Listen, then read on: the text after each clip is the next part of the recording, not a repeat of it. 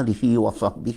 Allahumma aslih ummata Muhammadin sallallahu alaihi wasallam, farij an ummati Muhammadin sallallahu alaihi wasallam, warham ummata Muhammadin sallallahu alaihi wasallam, وانشر وفض وأيد نهضة الوطن في العالمين بحق محمد صلى الله عليه وسلم. Amma ba'du. Kaum muslimin dan muslimat, para mustami'in, mustami'at dan para pemirsa dari Radio Dakwah Hamzan Wadi yang dirahmati Allah. Semuanya moga-moga Allah memberikan ridha, rahmat, taufik dan hidayah pada kita. Alhamdulillah kita dapat berjumpa lagi dalam acara yang perlu kami nantikan pada malam ini, iaitu Tanya Jawab Agama Islam yang berlangsung setiap malam Selasa dan malam Sabtu seperti malam ini. Dan kami menerima pertanyaan dari pengusaha melalui SMS atau melalui surat. Kita tidak menerimanya dari telefon. Kalau dari telefon berarti pengusaha yang nelpon didahulukan daripada mereka sudah lama pertanyaannya melalui SMS atau melalui surat. Karena itu kita tidak terima pertanyaan berasal dari telefon pengusaha. Para pendengar dan para pemirsa yang dirahmati Allah, kita berdoa kepada Allah lebih dahulu. Moga-moga Allah segera mengakhiri corona, virus corona yang merajalela di seluruh dunia sekarang ini. Sekitar 230-an negara mungkin tempat corona ini merajalela. Sampai sekarang belum bisa diatasi. Bahkan semakin banyak. Negara-negara lain juga demikian. Ada gelombang kedua corona. Gimana cara menyikapinya? Pertama, tetap kita perhatikan protokol kesehatan yang dianjurkan pemerintah. Selalu pakai masker. Saya juga membawa masker, tapi karena mengisi acara, maka saya buka. Yang kedua, cuci tangan. Yang tiga, selalu menjaga jarak satu sama lain.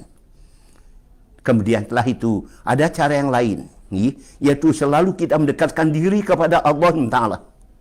Kita perbanyak ibadah kita. Terjauhkan dosa dan kemaksiatan, perbanyak istighfar, banyak taubat kepada Allah, banyak berdoa kepada Allah, karena Allah telah berjanji, ud'uni astajib lakum.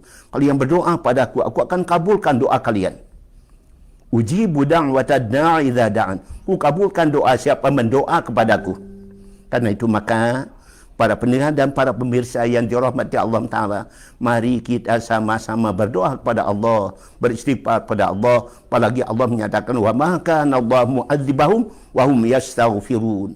Allah tidak akan menyiksa mereka selama mereka rajin membaca istighfar. Karena itu mari kita umat Islam perbanyak istighfar kepada Allah. Moga-moga Allah segera mengakhiri dan mencabut corona yang merajalela, yang banyak sekali dampaknya terhadap pendidikan, terhadap agama, terhadap ekonomi dan lain-lain sebagainya. Masya Allah. Para pendengar yang dirahmati Allah Subhanahu wa Ta'ala, Nabi SAW mengatakan dalam hadisnya, hendaklah kalian memagari 5 dengan 5 macam. Pagari 5 macam dengan 5 macam. Pertama, pagarilah aib cacat celah kalian dengan munajat pada Allah Ta'ala. Para pendengar yang dirahmati Allah, pagari aib cacat celah kalian dengan munajat pada Allah. Tidak ada manusia yang tidak cacat celah. Tidak ada manusia yang tidak punya dosa dan kesalahan. Tidak ada manusia yang tidak berbuat salah, berbuat maksiat. Cuma kadarnya ada yang banyak, ada yang sedikit. Ada yang nyata, ada yang tidak nyata. Semua manusia punya kesalahan. Untuk itu, maka pagarilah aib cacat celah kalian dengan munajat. Solat sunat, istighfar, berdoa, berzikir pada Allah Ta'ala, dekatkan diri pada Allah. InsyaAllah aib cacat celah kita terhapus, dosa kita terhapuskan. Sedekah umpama menghapuskan dosa-dosa. Yang kedua, pagarilah kata-kata kalian dengan yaitu kejujuran. Orang yang jujur tenang hatinya. Orang banyak bohongnya pasti tidak tenang hatinya. Pain nasir qatumat nina. Kejujuran itu membawa ketenangan, sedangkan kebohongan bawa riba, yaitu merana, tidak damai, tidak tentram, tidak tenang, tidak bahagia hidupnya. Karena itu pagarilah kata-kata kalian dengan kejujuran. Yang ketiga, pagarilah harta kekayaan kalian dengan bersedekah dan berzakat. Orang berzakat, orang bersedekah, insya-Allah aman hartanya. Allah sendiri menyatakan dalam hadis nabinya, yaitu nggih, hasinu amwalakum bizakah, hasinu amwalakum bisedekah. Peliharalah, jagalah hartamu dengan jalan bersedekah. Man azaka man Allah minhu hifdzal mal. Siapa yang tidak mau berzakat, Allah tidak melindungi kekayaan dan harta bendanya.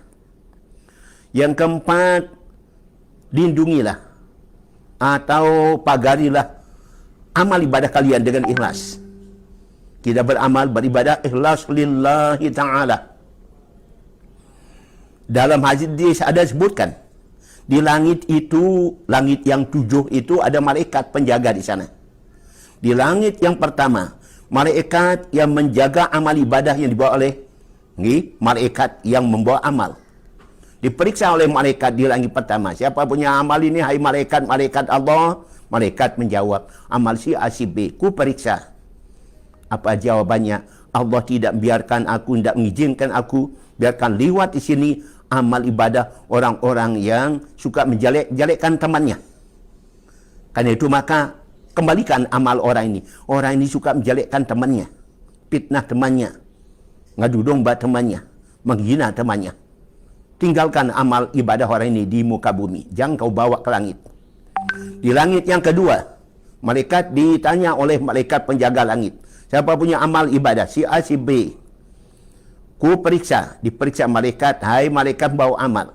Tidak boleh lewat di langit kedua, pintu langit kedua. Orang beramal semata-mata karena mencari materi, cari harta benda, mencari yaitu keuntungan dunia belaka.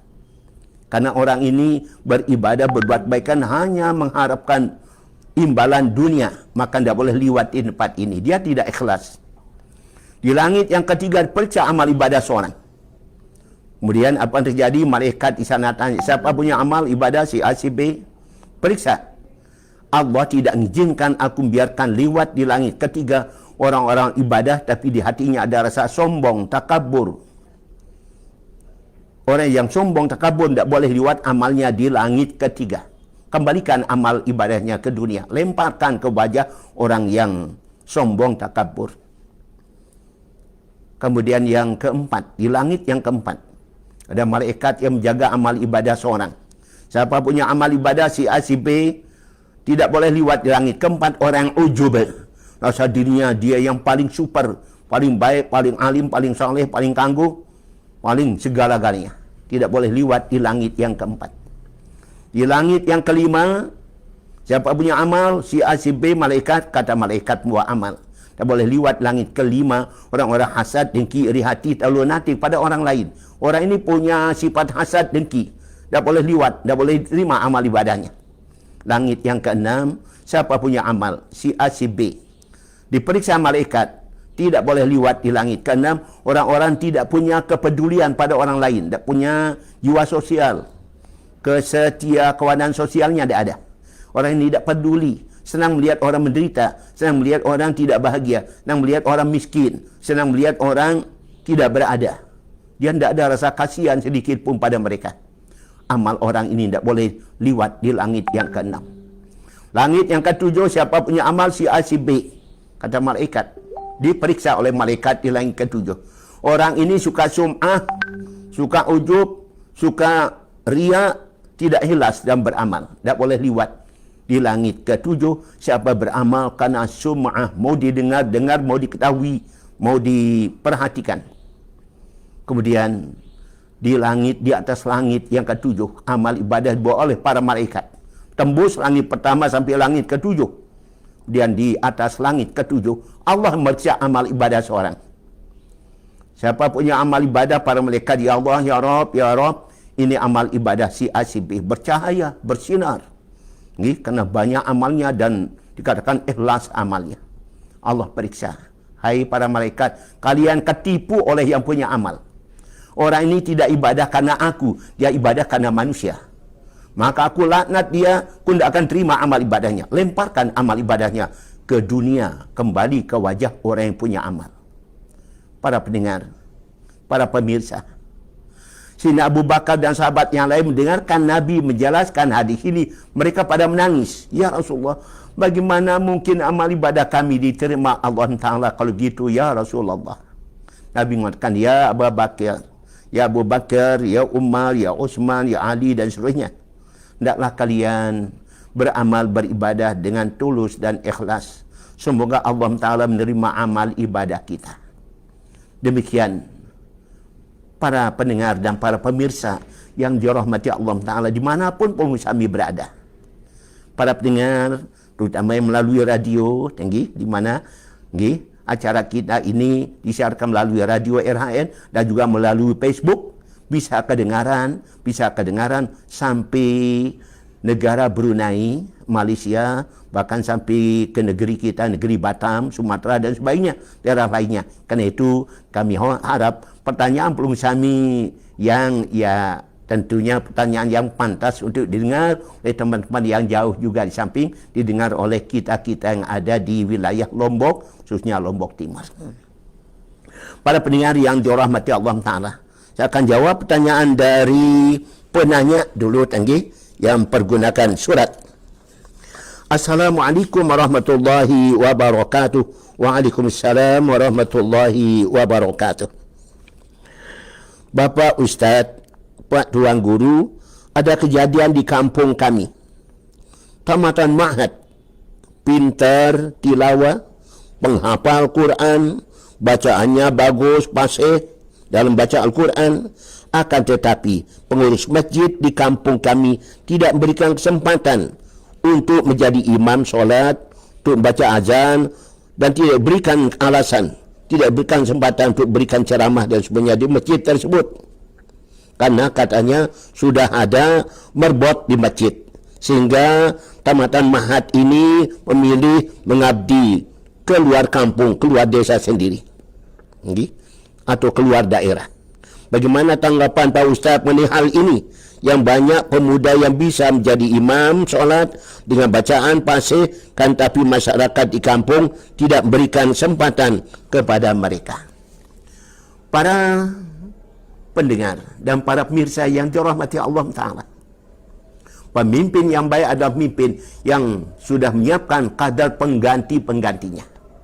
Oleh karena itu maka kita berikan kesempatan pada mereka-mereka yang sudah tinggi ilmu agamanya, fasih bacaannya, bagus bacaan hafalannya, untuk jadi imam, untuk menjadi khatib, untuk menjadi muazzin dan sebagainya. Tentu dengan cara umpama bergantian, sehingga kita punya kadar yang siap untuk menggantikan para sepuh-sepuh yang mungkin sudah banyak yang sudah lingsir umurnya, nanti mereka akan menggantikannya.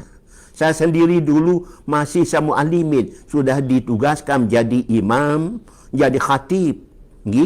Apalagi kalau sudah ma'had, tiap minggu saya pulang waktu masih di ma'had untuk memberikan pengajian di beberapa tempat. Itulah cara kita mendidik kadar pengganti kita, supaya nanti yang sudah sepuh, sudah meninggal mungkin, sudah siap penggantinya. Kalau tidak demikian, tak akan sulitan. Sekaligus juga menghargai ilmu yang telah dipelajari oleh putra-putra kita yang sudah belajar agama, sampai sekian tahun, 4 tahun dan sebagainya, khusus pelajari ilmu agama aja, maka pantas kalau kita jadikan mereka sebagai kader-kader pengganti, kita latih dari sejak sekarang, tentu dengan cara yang baik, bijaksana, bergantian umpama dengan imam yang sudah ada, khatib sudah ada, muazzin yang sudah ada. Demikian, maka demikian tidak sia-sia kita menyekolahkan putra-putri kita di perguruan Ma'had, pematu perguruan yang lainnya. Para pendengar yang dirahmati Allah, itu jawaban kita yang pertama. Yang kedua, pertanyaannya. Di dalam hadis ada sebutkan, inna syamsa tatlu'u wa tagrubu baina qarnai syaitan. Sungguhnya matahari itu terbit dan tenggelam di antara dua tanduknya syaitan. Apa dimaksud dengan hadis ini? Para pendengar, Nabi telah bersabda bahawa sehabis solat subuh tidak ada solat sunat sampai terbit matahari. Setelah solat asar, tidak ada solat sunat sampai tenggelam matahari. Karena matahari tenggelam dan terbit dan tenggelam di antara dua tanduk syaitan.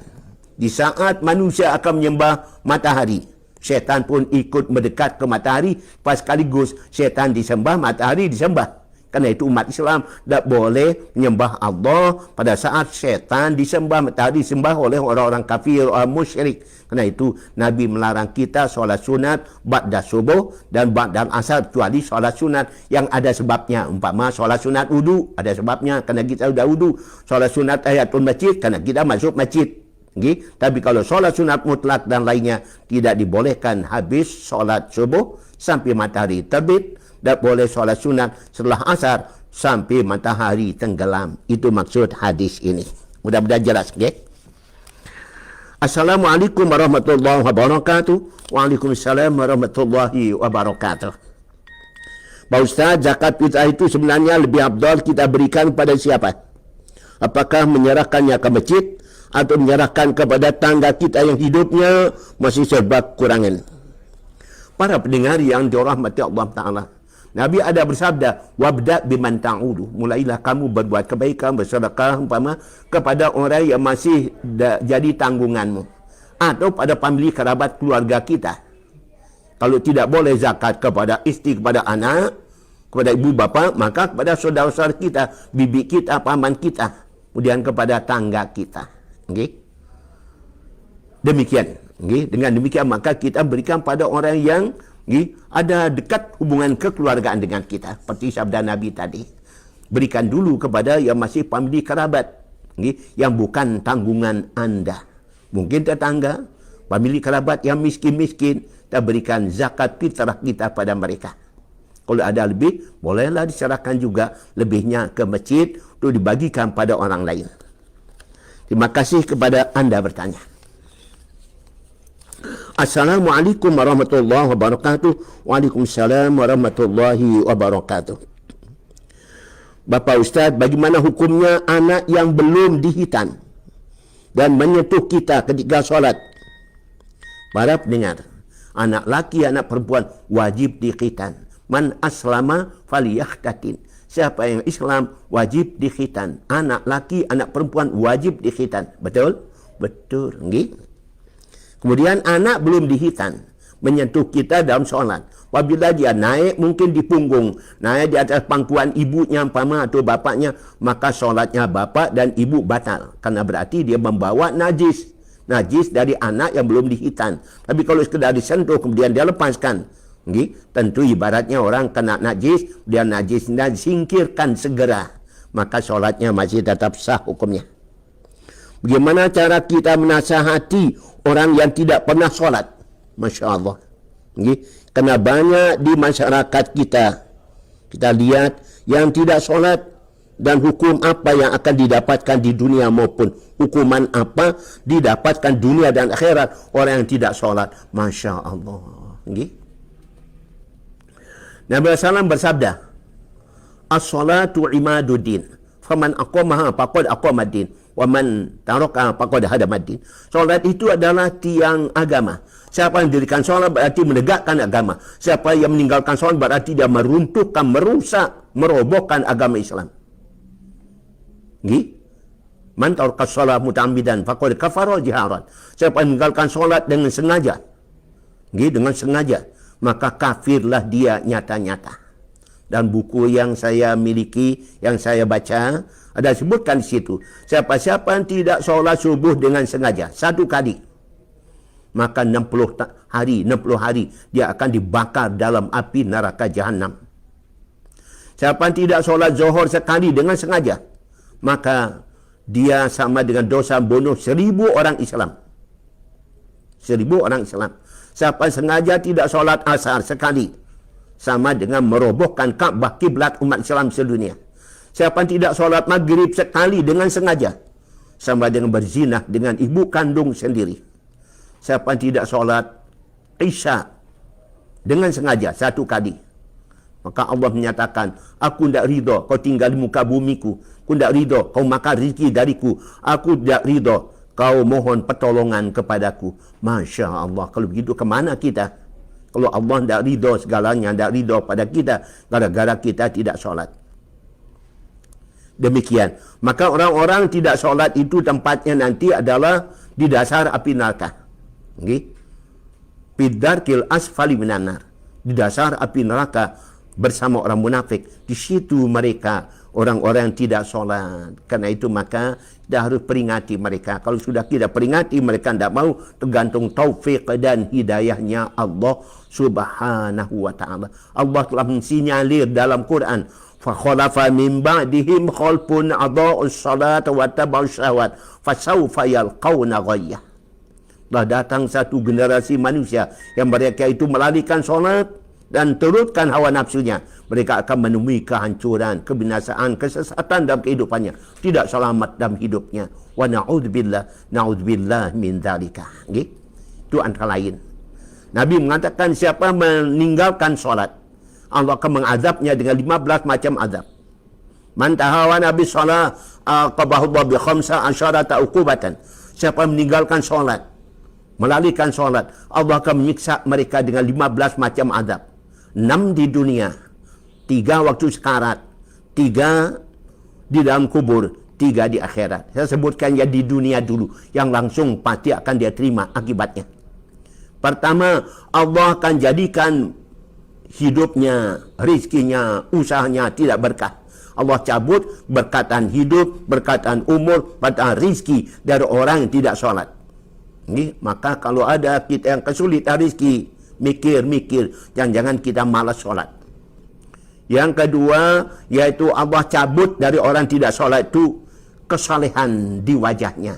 Tanda kesalehan di wajahnya, cahaya orang soleh di wajahnya dicabut oleh Allah subhanahu wa ta'ala. Tumhasi masalihin mi wujuhim. Dicabut tanda kesalehan dari wajah orang yang tidak sembahyang. Itu di dunia. Yang ketiga, kullu amalin ya'malu la yu'ajruhu Allah. Semua kebaikan-kebaikan dikerjakan, tidak ada pahalanya. Berzakat, bersedekah, berbuat baik, berbakti pada orang tua, berpuasa, naik haji, kalau tidak solat, semuanya ditolak Allah. Tidak ada yang diterima pahalanya, tidak diberikan pahala oleh Allah. Yang keempatnya, laisa lahu hadzun fi du'a'il sholihin. Orang tidak sembahyang itu tidak ada bagiannya pada doa orang soleh. Orang soleh mendoakan dia, ulama-ulama mendoakan dia, masyayikh mendoakan dia. Tapi orangnya tidak sembahyang, maka dia tidak kena dengan doa orang-orang soleh. Doanya ulama, doanya waliullah tidak mempan. Ada orang tidak sembahyang, ibu bapaknya mendoakannya tidak mempan. Kemudian yang kelima, kullu du'ain la yupau lahu du'an wala sama. Orang yang tidak sembahyang, segala doa yang diucapkannya tidak ada diangkat ke langit, tidak ada dikabul oleh Allah. Dia banyak berdoa, dia berdoa, tapi tidak sembahyang, tidak taubat dari tidak sembahyang, maka segala doa orang itu tidak akan diterima Allah subhanahu wa ta'ala. Yang keenam, dikhawatirkan yakhruju minad dunya bighairi iman. Orang tidak sembahyang dikhawatirkan dia keluar dari dunia lias mati tanpa iman, tanpa Islam, tanpa takwa kepada Allah Ta'ala. Dia bisa mengucap kalimah la ilaha illallah, tanda dia tidak selamat. Itulah 6 macam azab Tuhan di dunia bagi mereka yang melalikan solat, melalikan ibadah. Wa na'udzubillah min dzalika. Dan berikutnya, gimana hukumnya di masyarakat? Banyak kita lihat kalau orang itu sakit, katanya dia ketemu, lalu dia diambilkan air, dan itu air yang bersih, dengan keyakinan bahwa dengan dia minum air itu maka penyakitnya akan hilang. Begitu, bisa jadi dia pusing, dia katanya ketemu penyakit. Dia minum air dingin, air bersih, air suci, bukan air yang kotor, maka dia bisa berhenti pusing, berhenti ketemu begitu, dan bisa jadi, tidak apa-apa, tidak salah, tidak keliru. Baik para pendengar, kita lanjut. Assalamualaikum warahmatullahi wabarakatuh. Waalaikumsalam warahmatullahi wabarakatuh. Pak Tuan Guru, bagaimana seorang suami beristri 2? Wah, poligami. Tapi suami ini bersama istri mudanya doang. Jarang dia ke istri yang tua. Masya Allah. Sampai meninggal dunianya suami itu selalu ada di rumah istrinya yang muda. Berdosakah suami ini? Jelas dong. Dia berdosa. Maka nalahum ra'atani pamala ila ihdahuma ya yaumal qiyamah syikuhu ma'il. Siapa punya istri 2 orang, tapi dia lebih cenderung pada 1 orang di antara istrinya itu, besok di hari kemudian tubuhnya tidak lempeng di hari akhirat.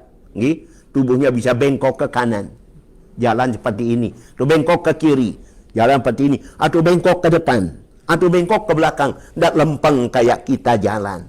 Itu dia orang yang punya istri 2 atau lebih, tapi tidak bersikap adil kepada istri-istrinya. Kanjeng Nabi SAW punya istri berapa? Ada mengatakan 9. Beliau berlaku adil pada mereka sehingga tidak ada yang komplain, tidak ada yang keberatan istri-istri beliau. Karena beliau berlaku adil kepada istri-istrinya. Mari kita contoh kanjeng Nabi bagi siapa yang punya istri lebih dari 1. Berlaku adillah pada istri kita. Jangan kita mendapat dosa dan nanti tandanya di hari kiamat orang yang tidak adil pada istri, badannya tidak lempeng, tidak lurus, jalannya bengkok kanan kiri muka belakang. Kasihan sekali. Baik, dari kapankah mulai dihitung tidak sholatnya seorang perempuan yang mengalami keguguran? Apakah dihitung ketika janin itu keluar, ataukah dihitung dari sejak keluarnya darah yang menandakan bahwa dia keguguran? Tentu mulai dari keluarnya darah sudah tidak wajib sholat. Keluarnya darah sudah tidak wajib sholat ya, karena dia melahirkan, karena dia keguguran, maka dia tentu tidak wajib sholat, dan tidak wajib mengqadha sholatnya, begitu. Mudah-mudahan jangan banyak yang keguguran. Karena itu periksa kehamilan kita di posyandu atau periksa kehamilan ke puskesmas, ke bidan, supaya sehat lahirnya, sehat anaknya, sehat ibunya. Gitu, harapan kita tentunya. Baik para pendengar, Bapak Tuan Guru, mana yang lebih baik kita tinggal bersama dengan mertua kita atau tidak? Karena kebanyakan kita lihat di masyarakat yang tinggal seatap serumah dengan mertua banyak timbul masalah. Dan apabila tidak seatap, dikira kita tidak sayang pada mertua kita. Mohon penjelasan. Para pendengar, kalau bersama mertua dalam satu atap satu rumah akan terjadi masalah-masalah, maka lebih baik lain tempat mertua, lain tempat menantu dengan istri atau suaminya dan anak-anaknya. Mungkin ruangan sebelah dibikinkan. Jangan timbul masalah, timbulnya yaitu rumah tangga yang tidak harmonis gara-gara orang ketiga itu mertua kita. Alangkah indahnya dibuatkan rumah atau ada kamar lain tempat si ibu atau si bapak mertua. Jangan dia menimbulkan masalah dalam rumah tangga, nggak bisa terjadi perceraian, timbul pertengkaran terjadi antara suami istri gara-gara mertua. Bukan berarti tidak sayang, tapi demi menjaga keutuhan rumah tangga, sehingga tidak terjadi perceraian gara-gara mertua. Baik para pendengar yang dirahmati Allah, lanjut. Assalamualaikum warahmatullahi wabarakatuh. Waalaikumsalam warahmatullahi wabarakatuh. Kita minum dulu.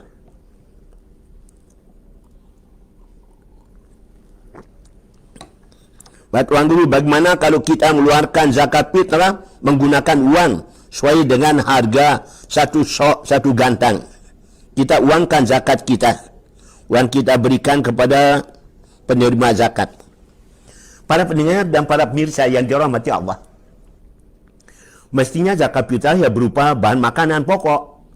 Kalau kita sini ya beras, tempat yang lain mungkin jagung, tempat yang lain mungkin gandum. Tapi ada ulama membolehkan pakai uang, memudahkan bagi penerima untuk memanfaatkan kepada yang lainnya. Tidak hanya beras, dia juga membutuhkan yang lain. Karena itu dengan uang memudahkan baginya. Tapi pada prinsipnya zakat fitrah harus berupa bahan makanan pokok. Kalau harus pakai uang, ya ada jalannya untuk mempermudah, dan ada pendapat yang mengatakan boleh memberikan zakat fitrah berupa uang seharga zakat fitrah 2,5 kilogram beras itu. Baik, nggih. Makasih pada anda bertanya. Berikutnya, bolehkah antara makmum dan imam berbeda niat solatnya?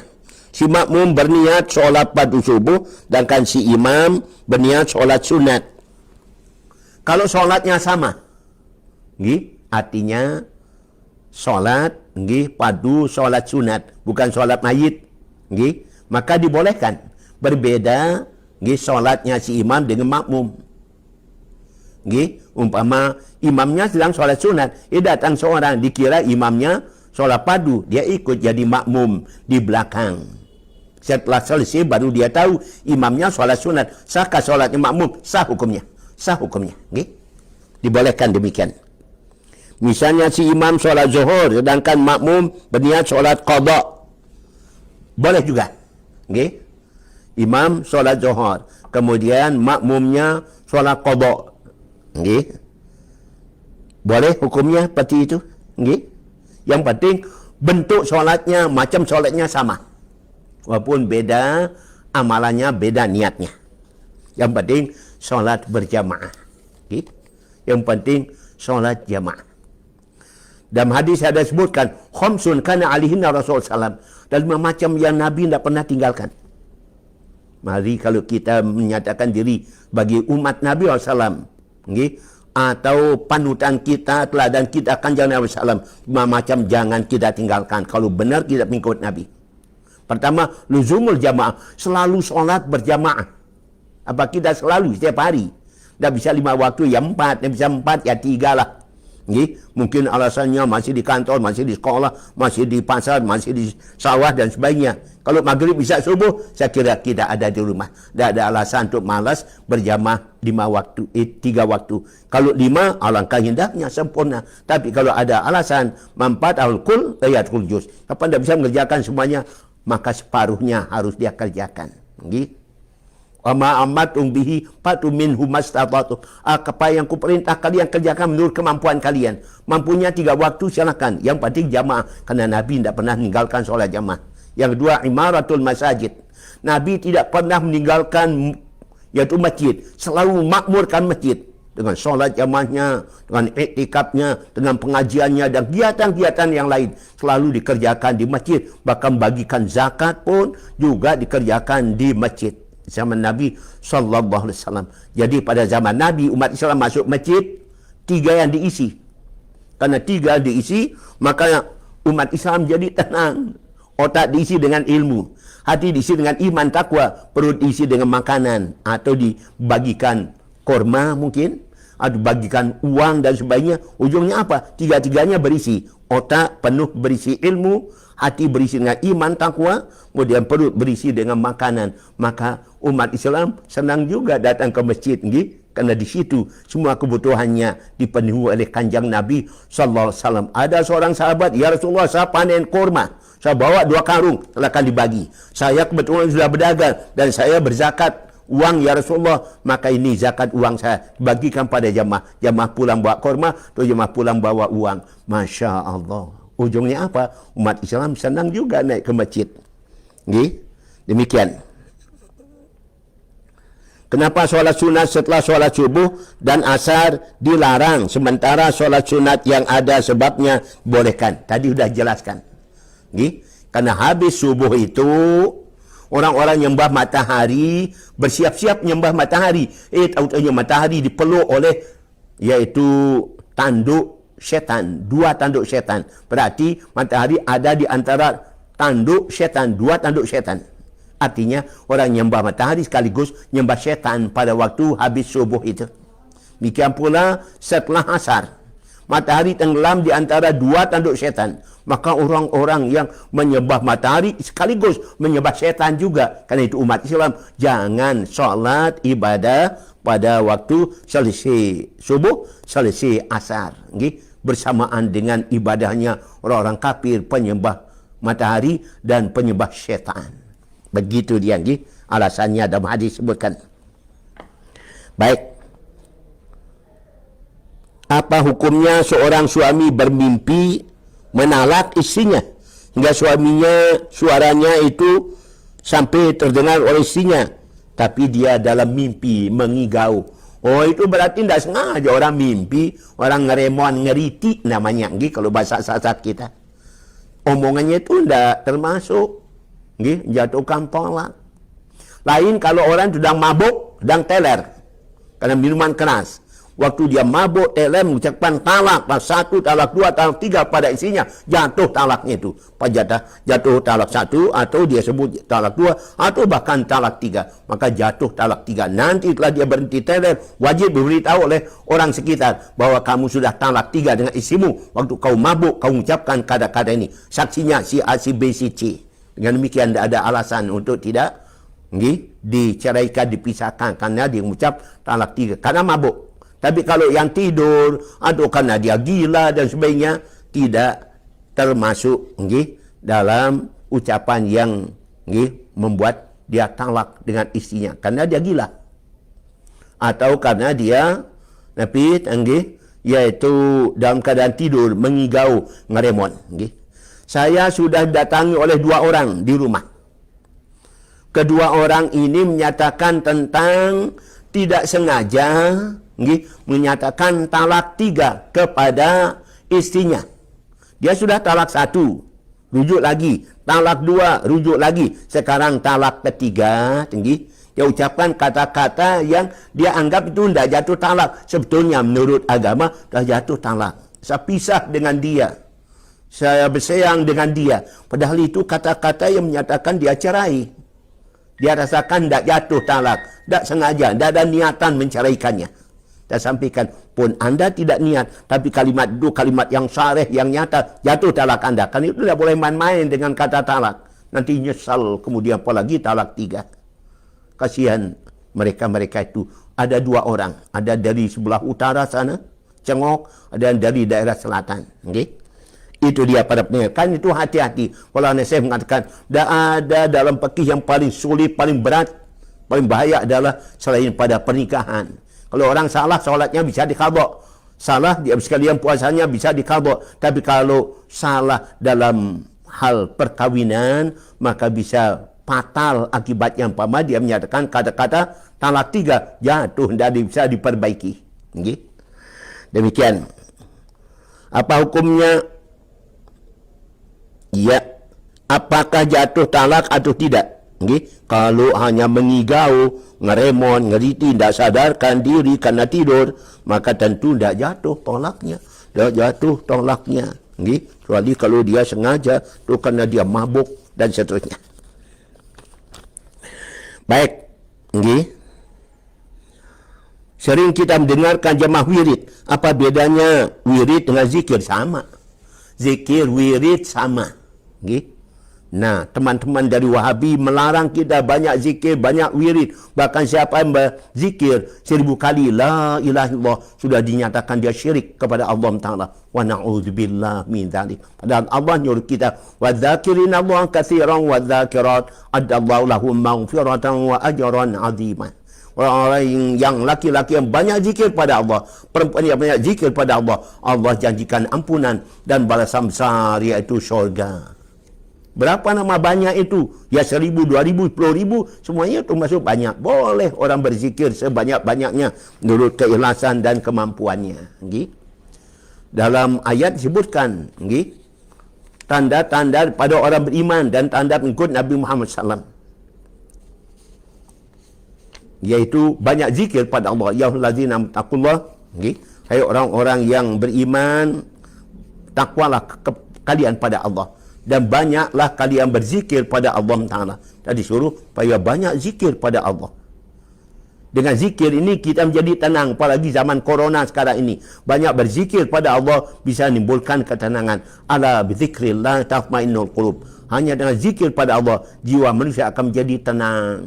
Dan itu banyak zikir supaya kita tidak panik menghadapi corona seperti zaman sekarang ini. Kapan berhentinya? Banyak yang mengatakan bahawa tidak segera berhenti corona dari muka bumi sekarang ini. Baik para pendengar. Ya. Assalamualaikum warahmatullahi wabarakatuh. Waalaikumsalam warahmatullahi wabarakatuh. Minum dulu.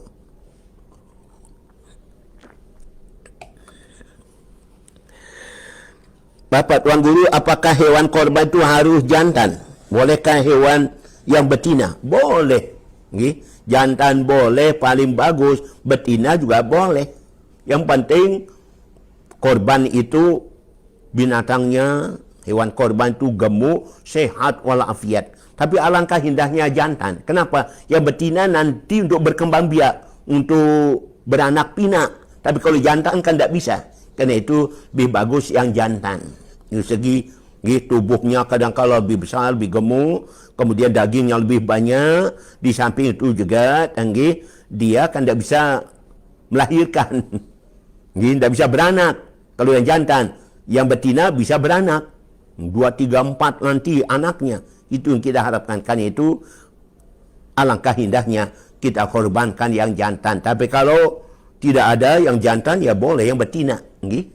Kami pernah membeli sapi betina. Dari pendengar kita dan jamaah kita dari Juret Buangka.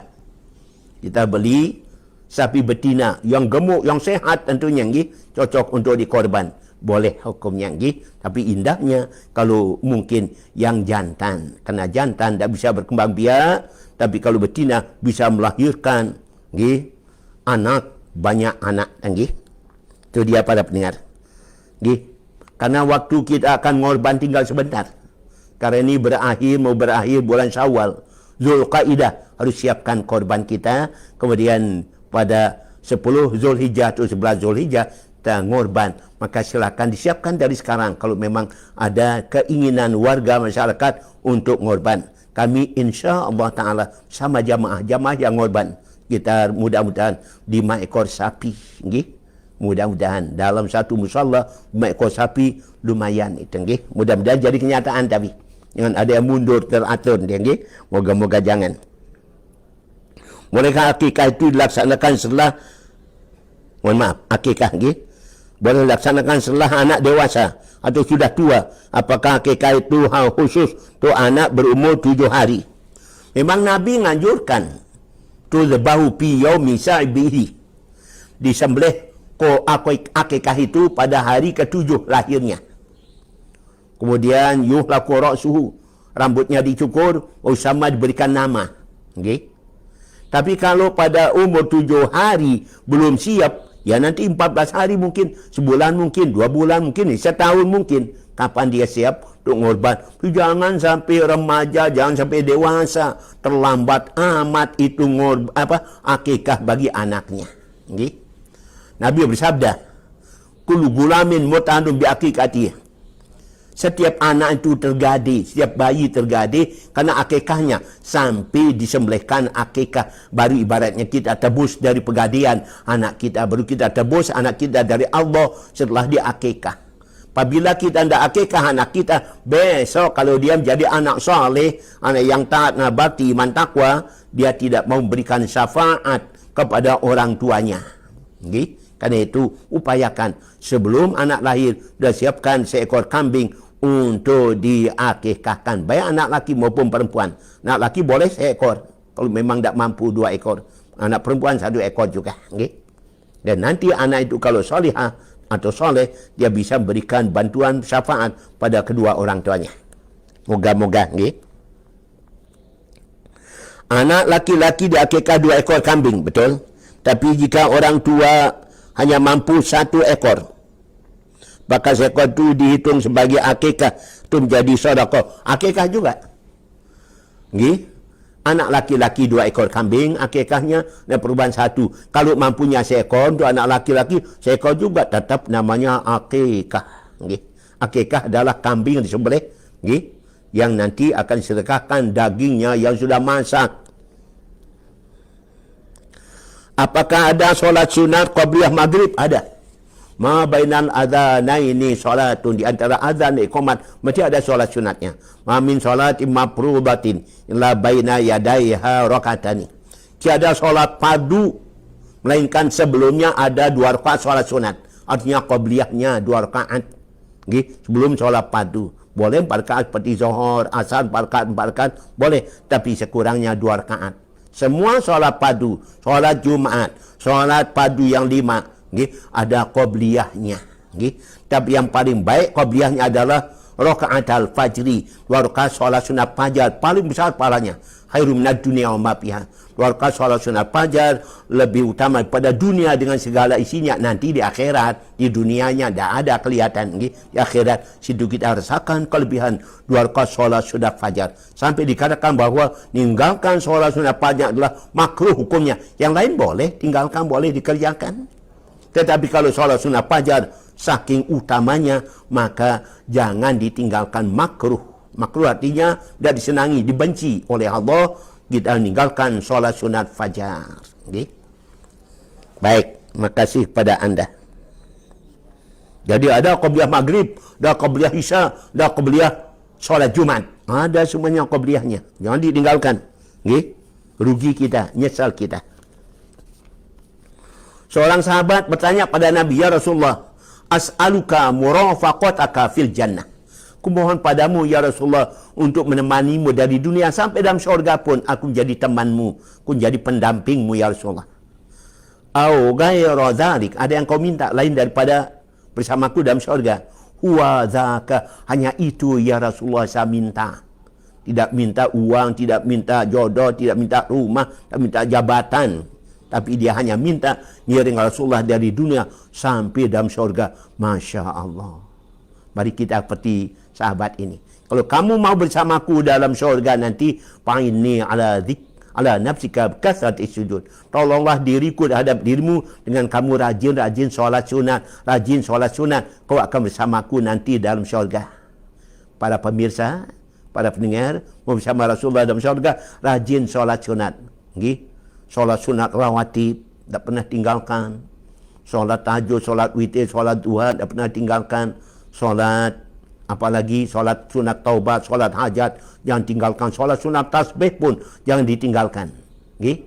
Solat sunat wudu, tiap selesai wudu, kita kerjakan. InsyaAllah, moga-moga kita bernasib dapat ngiring Rasulullah di dalam syurga maupun bersama para ulama-ulama kita dalam syurga. Ngiring Maulana Syekh, ngiring Bapak Tuan Guru Bajang dalam syurga nanti, ngiring Umi dalam syurga. Amin. Ya Rabbal Alamin. Okay? Bagaimana dengan orang yang melaksanakan solat isya pada waktu solat tahajud? Masya Allah. Orang ini tidak mendapatkan pahala solat awal waktu. Awalul waqti ridwanullah. Solat awal waktu dapat ridha dari Allah. Wa awsatuhu rahmatullah. Tengah waktu kita dapat rahmat dari Allah. Wa akhirul waqti afullah azza wa jalla. Akhir waktu kita solat, maka berarti kita hanya dapat maaf dari Allah. Solat isya pada saat sebelum tahajud, gitu. Kira-kira jam berapa itu? Jam 2, jam 3, Bu Hajah, gitu. Apa tahajudnya jam 3, gitu. Ibu Ariful atau atau Pak Hanafi, Ibu Asyafi'i, gitu. Mudah-mudahan, gitu. Maka berarti kalau solat isya menjelang solat tahajud, berarti kita solat akhir waktu sudah itu, gitu. Solat isya tidak bagus. Lebih bagus awal waktu, habis maghrib langsung solat isya, awal waktu ridha Allah. Tengah waktu umpama jam 9, 10 dia solat isya malam, maka dia dapat rahmat Allah. Kemudian kalau akhir waktu umpama menjelang solat tahajud baru solat isya, maka dia dapat maaf dari Allah sahaja. Saja. Masya Allah. Berapa masa iddah perempuan yang hamil dan ditinggal mati oleh suaminya? Para pendengar, kalau wanita hamil, maka iddahnya berakhir setelah dia melahirkan anak. Walaupun suaminya sudah meninggal dunia, dia hamil, tinggal mati oleh suaminya, begitu dia melahirkan, habislah iddahnya. Bagi wanita yang tidak hamil dan dia tinggal mati oleh suaminya, maka iddahnya 4 bulan 10 hari. 4 bulan 10 hari. Itu dia para pendengar. Masya Allah. Mudah-mudahan selamat semua kaum wanita. Tinggal mati suaminya dan ada anak yatimnya dan dia bercita-cita tidak kawin lagi. Demi anak yatimnya. Merawat anak yatimnya. maka ia bersama Nabi dalam syurga, sama Rasulullah dalam syurga. Seorang isteri yang tinggal mati suaminya, punya anak yatim, di mana anak yatim tidak mau kahwin lagi. Nabi bersabda, aku bersama wanita-wanita yang hitam pipinya nanti dalam syurga. Sahabat tanya, siapa wanita hitam? Wanita tinggal mati suaminya, punya anak yatim, kemudian dia tidak mau kahwin lagi. Demi anak yatimnya, dia bertahan, jadi juara bertahan. Kecuali kalau dia tidak tahan. Bernyanyi di mana-mana. Mana tahan. Nyanyi. Kenapa? Tak tahan, tak punya suami lagi. Silakan. Daripada nanti macam-macam. Masya Allah. Tuan Guru, bagaimana hukumnya seorang isteri yang dilarang oleh suaminya untuk menjenguk orang tuanya yang sedang sakit? Apakah ia tetap mematuhi suaminya? Wajib mematuhi suaminya. Zaman Nabi SAW ada seorang sahabat pergi perang. Kemudian dia pesan pada istrinya, jangan kau tinggalkan rumah, jangan kau keluar dari rumah selama aku belum pulang. Semua sudah siapkan, untuk makan, minumnya, belanja sudah siap semuanya. Jadi tidak perlu keluar. Apa yang terjadi? Suaminya pergi, tiba-tiba ada berita datang dari keluarganya bahwa ayahnya sedang sakit. Diminta si anak datang. Si istri bertanya kepada Rasulullah, ya Rasulullah, saya dilarang suami saya keluar dari rumah, tapi ayah saya dalam keadaan sakit. Bolehkah saya tinggalkan rumah menjenguk ayah saya sakit? Ati'i zaujaki. Hai istri, hai ibu, taatlah kamu kepada suamimu. Jangan kau keluar dari rumah, pergi menjenguk ayahmu yang sakit. Jangan. Dia bersabar. Kemudian datang berita kedua. Ayahmu dalam keadaan sakaratul maut. Ayahmu dalam keadaan sakit keras, dalam keadaan sakaratul maut. Silakan kau datang menjenguknya. Mungkin kamu tidak akan ketemu lagi kalau kamu tidak datang menjenguk ayahmu yang sakit keras. Dia beritahu kepada Nabi, dia minta izin pada ya Rasulullah, ayah saya sedang sakaratul maut. Sakaratul maut. Saya mohon izin tu bisa mendatangi ayah saya sedang sekarat ya Rasulullah. Ati'i zaujaki. Taati suamimu, jangan kau pergi. Maka dia bersabar, dalam keadaan sedih, dia bersabar, tidak pergi mencari ayahnya yang sedang sekarat. Datang berita yang ketiga, ayahmu meninggal dunia. Silakan datang menjenguk, melihat ayahmu telah meninggal dunia. Tanya sama Nabi, ya Rasulullah, ayah saya meninggal dunia, bolehkah saya tinggalkan rumah untuk menjenguk ayah saya meninggal dunia? Ati'i zaujaki. Taati suamimu, hai istri. Maka dia nangis, tapi tidak bisa mencari ayah yang sudah meninggal dunia. Dia taati perintah Nabi SAW untuk tidak meninggalkan rumah. Apa yang terjadi? Sampai pemakaman dan sebagainya, si anak tidak hadir karena suaminya tidak mengizinkannya. Maka apa yang terjadi? Setelah selesai urusan, datang suaminya. Nabi memberikan kabar gembira bahawa sang istri akan masuk surga, suami pun juga akan masuk surga. Itu dia, istri dijamin masuk syurga, taat pada suaminya. Kemudian sang suami juga masuk syurga kerana dia pulang dari jihad fi sabilillah. Tapi kalau memang suami tidak ke mana-mana, kenapa mesti dilarang? Justru suami harus ikut sama istrinya ke rumah mertuanya untuk menjenguk mertua yang sakit. Suami juga wajib taat kepada mertuanya. Isteri wajib taat pada suami, suami juga wajib sayang, cinta, taat, hormat pada mertua. Kalau gitu bareng-bareng dong, suami dengan isteri bareng-bareng menjenguk mertua yang sakit, apalagi meninggal dunia. Masa tidak diizinkan istrinya menjenguk ayah yang sakit? Ya bareng-bareng dong, sama-sama menjenguk. Kan besok lusa suaminya juga akan meninggal dunia. Karena itu jangan pelit menjenguk mertua, besok giliran kita mati juga kita jenguk oleh keluarga kita. Demikian jawaban kita kepada anda bertanya. Sekali lagi, saya minum lagi.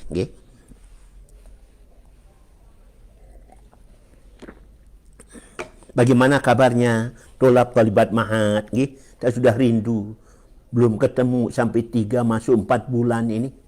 Masya Allah. Mudah-mudahan kalian sehat walafiat di kampung masing-masing, desa masing-masing. Tapi jangan lupa, banyak belajar, banyak baca Quran, banyak baca hadis, juga kitab-kitab yang lainnya. Supaya jangan kita kehilangan ilmu. Nabi bersabda, kalau satu hari tidak bertambah ilmuku, berarti hari itu aku kosong daripada rahmat Allah.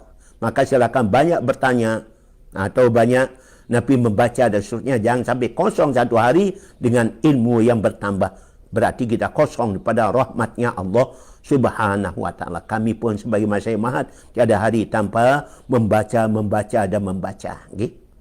Terima kasih.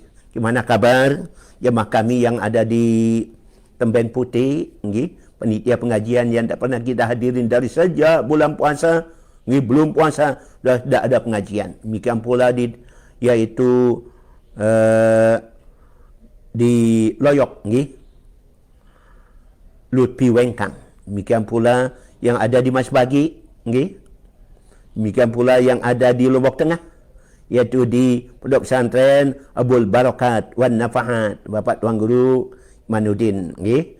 Di sana mudah-mudahan sehat walafiat. Kemudian yang di Padamare juga. Itu juga ibu-ibu PWRI. Ngajian Sandubaya. Dan lain-lain sebagainya. Masya Allah. Okay?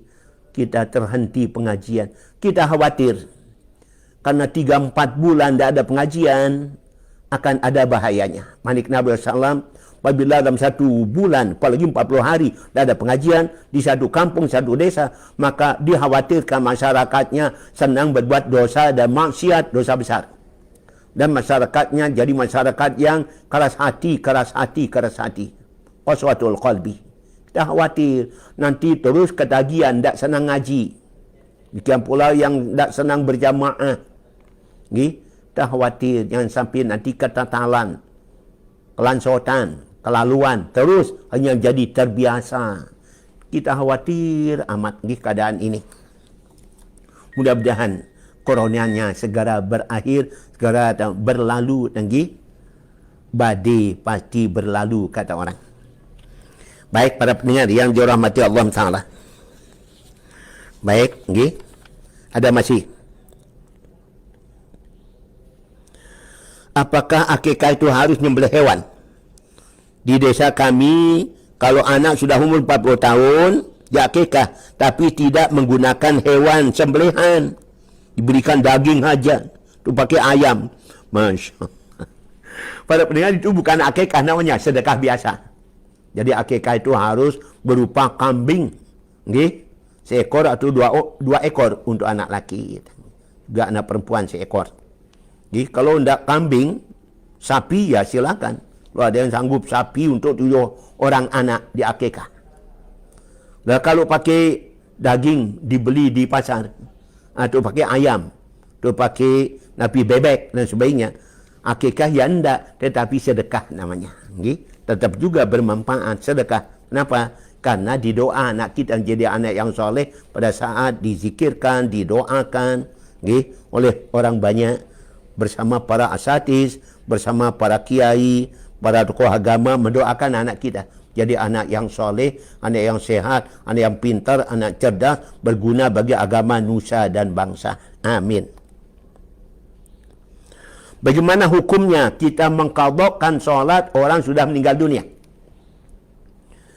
Berdasarkan hadis Nabi mengatakan, "Man mata wali syamun shoma anhu walihu." Siapa meninggal dunia ada puasa yang ditinggalkannya, maka puasanya dikerjakan oleh keluarganya.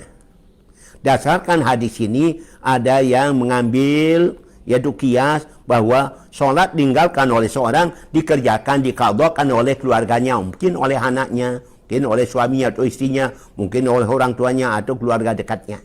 Mengerjakan solatnya tinggalkan itu. Ada mengatakan dipidyah saja, dipidyahkan saja. Ada mengatakan mohonkan ampun pada Allah Ta'ala. Tapi ada yang mengqadhakan, ada juga dipidyahkan. Silakan mana maunya.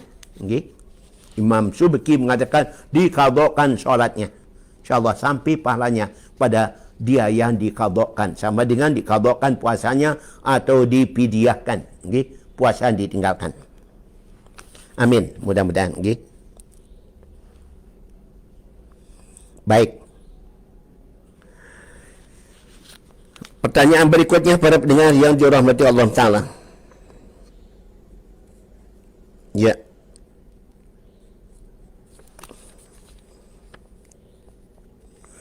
berapakah jumlah harta dalam bentuk uang, baru kita wajib membayar zakat. Para pendengar, patokan uang yang wajib zakat kan yaitu nilai atau harga emas 80 gram. Emas 80 gram. Dulu harga emas 1 gram 500 ribu. Sekarang sudah 1 juta.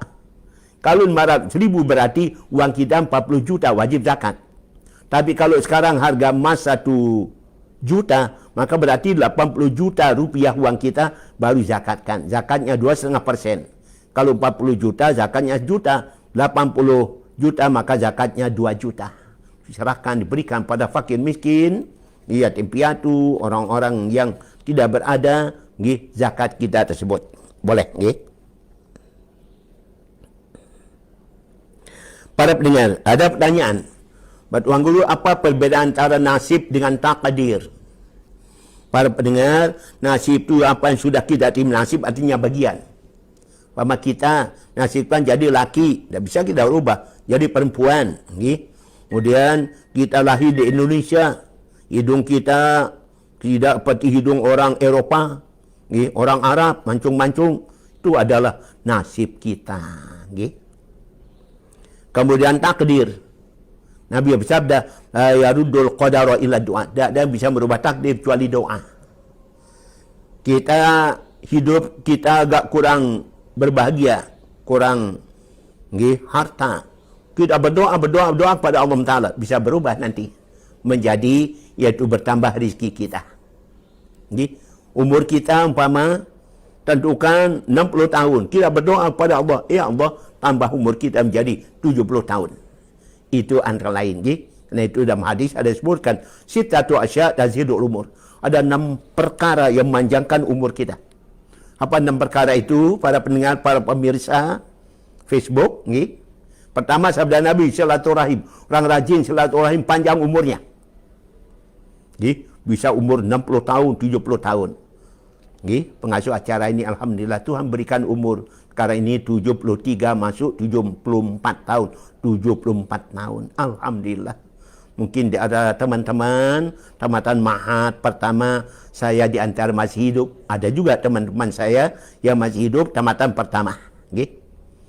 Antara lain, boleh saya sebut, Pak Haji Humairi, yang ada di Laut Masjid, Pak Haji Subki, yang ada di Bermi, itu antara lain, teman kami, setamatan mahat dulu. Masya Allah, mudah-mudahan beliau masih panjangkan umur, dan bermanfaat umurnya bagi warga masyarakat kita. Amin. Demikian, takdir bisa berubah dengan doa. Yang panjangkan umur juga adalah apabila kita rajin bersedekah. Mau panjang umur, rajin bersedekah. Jangan pelit, jangan bakhil. Di surga ada tulisan. Hai surga, kamu diharamkan bagi pertama orang bakhil, durhaka pada ibu bapa, orang suka mengadu domba fitnah, orang dayus, orang suka minum minuman keras, orang suka makan riba, orang yang zina dan sebagainya. Haram syurga bagi mereka. Wa na'udzubillah min dzalika. Panjang umur juga berikutnya adalah kalau kita bakti sama orang tua. Sebab bakti sama orang tuanya, bakti pada gurunya, bakti pada mertuanya, insyaallah panjang umurnya. Berikutnya, panjang umur karena kita suka berdoa. Nabi mengatakan, siapa yang tidak suka berdoa kepada Allah, Allah murka, Allah benci padanya. Is'alullah. Berdoalah kalian pada Allah. Inna Allah yuhibbu an yus'al. Karena Allah senang hambanya berdoa meminta kepadanya. Orang-orang tidak suka berdoa disebut Allah sebagai hamba yang sombong. Ud'uni astajib lakum. Innal ladzina astakbiruna an ibadati sadkhuluna jahannama dakhirin. Berdoalah kalian padaku, pasti ku kabulkan doa kalian. Sungguhnya orang-orang yang sombong pada ibadah padaku, ku masukkan dia neraka jahanam sehina-hinanya. Jadi orang yang suka berdoa masuk neraka jahanam, hina. Karena itu maka kita tetap amalkan hiziban sebagai peninggalan dari al-maghfurullah Maulana Syekh. Walzam qira'ata hizbina batil watani bina batil watani. Lazimkan, biasakan terus menerus baca hizib Nahdlatul Watan. Mana-mana sekali seminggu atau 2 kali seminggu. Mudah-mudahan amin. Allahumma amin. Terima kasih pada anda. Para pendengar, mari kita lihat pertanyaannya. Okay? Masya Allah. Ya. Assalamualaikum warahmatullahi wabarakatuh. Waalaikumsalam warahmatullahi wabarakatuh. Buat Tuan Guru, semoga panjang umur, sehat walafiat. Amin. Dalam lindungannya Allah Ta'ala. Moga-moga. Ya. Ya, murah rezeki juga. Okay? Amin.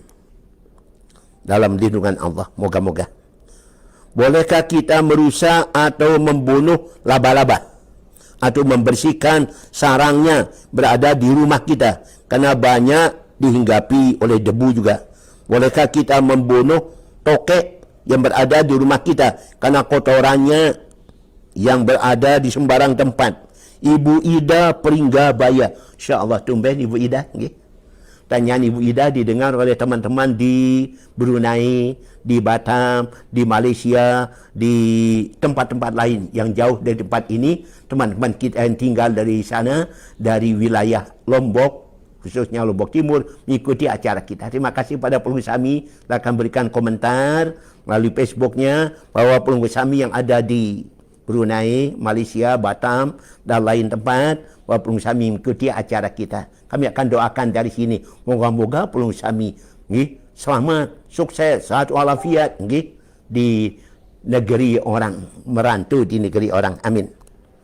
Jadi yang ditanya sini yaitu tentang membersihkan sarang laba-laba. Dulu ada umi kita, Seminian Permaisuri Maulana Syekh. Kita sama-sama ngajar mu'alimat dulu. Umi Hajah Baik Zuriah. Belum nasihatin kita. Siapa-siapa yang banyak sarang laba-laba di rumahnya, maka biasanya orang itu tidak akan panjang umurnya. Tanda pendek umurnya nanti. Artinya orang pengotor, tidak pembersih. Ya orang pengotor, tidak pembersih. Bisa jadi dia penyakitan, ujungnya cepat mati begitu. Karena itu maka jangan biarkan sarang laba-laba di rumah kita, bersihkan semuanya. Mudah-mudahan kita panjang umur karena kita bersih. Yang kedua, bunuh tokek. Berincak atau tokek yang selalu bikin kotor di mana-mana. Samping suaranya mengganggu, tapi juga yaitu kotorannya. Merajalela dalam rumah kita. Maka boleh kita bunuh. Kita tangkap, kita bunuh, atau kita buang ke tempat yang lain. Tidak mengganggu dalam rumah kita. Boleh. Demikian kepada Ibu Ida yang ada di Peringgabaya. Kita pernah ketemu dengan Ibu Ida di Abror, atau di depan RHN, alhamdulillah. Bijanya ada di Mahat. Karena tingkat berapa, Bu?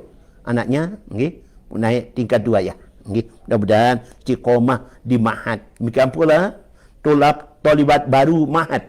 Ada berapa sudah? Ada mau 1,000 atau 900 atau 800. Mudah-mudahan sebanyaknya masuk Mahat tolibat yang baru, dan betah di Mahat, Masya Allah. Mudah-mudahan jadi mereka yang alim soleh, berguna bagi agama nusa bangsa. Amin. Allahumma amin. Baik, makasih Bu Ida. Mohon maaf.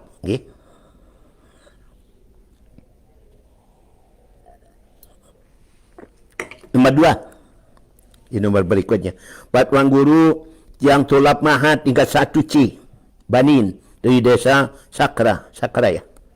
Semoga Bapak Tuan Guru selalu sehat walafiat. Amin.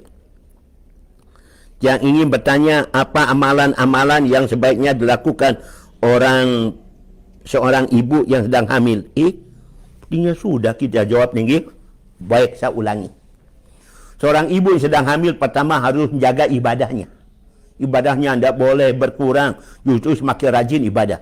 Solatnya, zikirnya, doanya, baca Qur'annya, tahajudnya, tetap diamalkan. Yang kedua, jaga pikiran, perasaan. Jangan suka stres, jangan depresi, jangan putus asa, jangan sekalian marah-marah, emosi dan sebagainya. Selama hamil tidak boleh. Atau cemburu dan lain-lain. Kemudian yang ketiga, orang yang hamil harus rajin baca Quran. Niatkan bacaan Quran itu anaknya. Kalau anak laki, niatkan bacaan Quran surah Yusuf. Kalau anak perempuan niatkan baca surah Maryam biar saleh, nggih, seperti Nabi Yusuf, atau solihah seperti yaitu Siti Maryam. Kemudian makanan minuman harus halal selalu. Suami harus jaga perasaan daripada isteri yang sedang hamil. Kemudian setelah anak kita lahir, nggih, doa tiada pernah berhenti. Doanya si ibu dan doanya si bapa atau sang suami. Selalu doakan anaknya.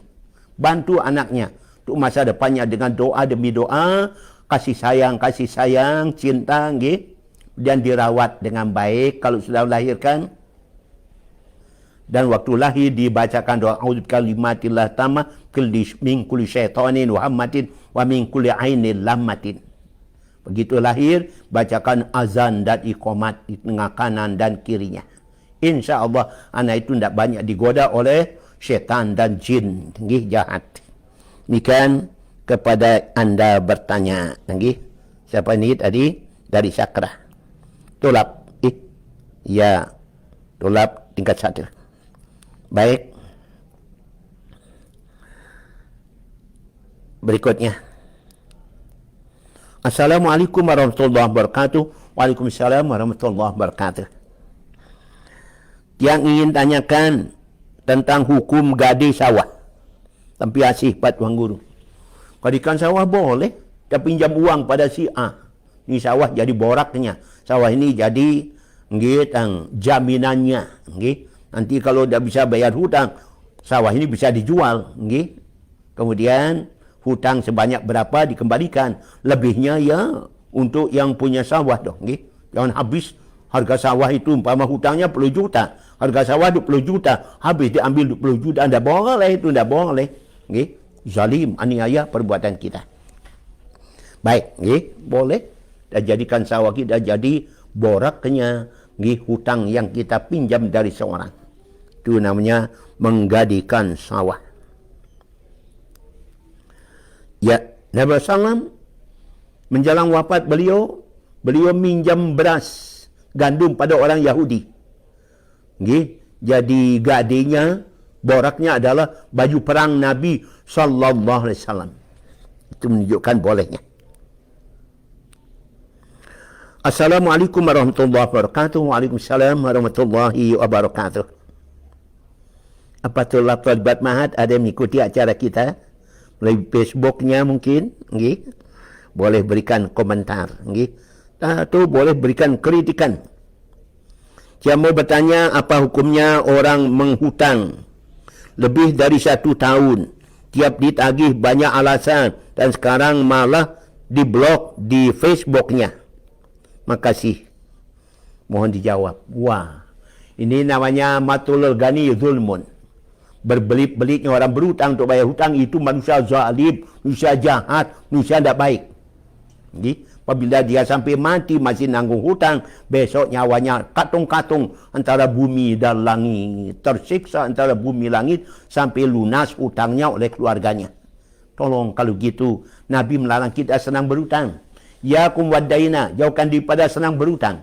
Karena hutang itu membuat kita tidak tenang malam hari, merasa hina siang hari. Tidur tidak nyenyak, makan tidak enak, besoknya siang hari malu lewat, malu ketemu dengan tempat kita berhutang. Ya Allah, akhirnya kita terhina hidup kita gara-gara hutang.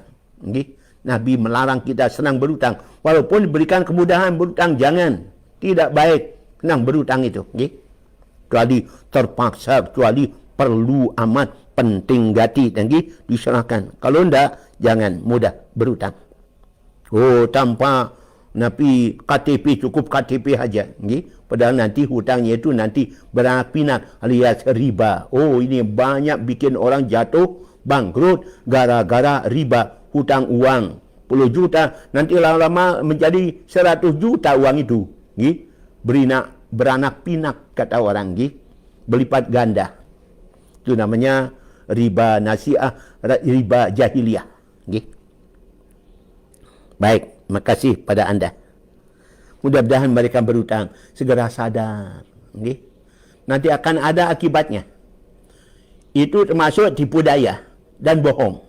tipu daya dan bohong adalah perbuatan yang sangat tercela. Nabi mengatakan, idmanu li sitan admanu lakumul jannah. Jamin padaku 6 perkara, ku jamin kau masuk syurga. Mau masuk syurga. Okay? 6 jaminannya. Pertama, usduqu idza hadatsum. Berkata jujurlah kamu kalau kamu mau ngomong. Berkata benar, berkata jujur, jangan bohong. Kemudian yang kedua, waddu idza tumintum. Kalau kamu berlaku amanah, kalau kamu dipercaya oleh seorang untuk memegang amanah. Waufu idza wa'adtum. Hendaklah kamu tunaikan janji kalau sudah berjanji. Okay? Tunaikan janji sesuai dengan janjinya. Supaya kamu jadi manusia yang berharga, dihormati. Yang keempat, wudu absarakum. Okay? Pejamkan mata, jangan sembarang pandang, jangan sembarang serep, jangan sembarang lihat. Okay? Mata bisa jadi nanti karena salah lihat, salah intip, bisa keris, nancap di dada. Nauzubillah, yang sampai demikian. Okay?